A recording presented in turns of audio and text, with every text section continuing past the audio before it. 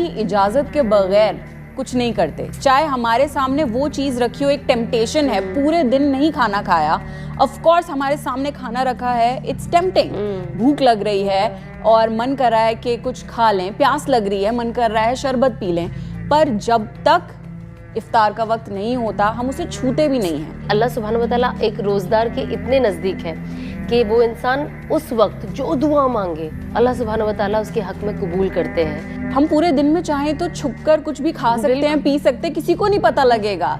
दिन में कितने मौके ऐसे आते हैं, इंसान कुछ नहीं तो कहीं कोने में जाके कुछ खा पी सकता है, but we don't do it. Why? क्योंकि हमें पता है कि अल्लाह हमें देख रहा है. अल्लाह हमें देख रहा है. ये हमें वही सिखाता है कि जब आप कोई गुनाह भी करे तो कोई देख रहा हो या नहीं देख रहा हो, आप एक चीज़ याद रखें कि अल्लाह आपको देख रहा है ना.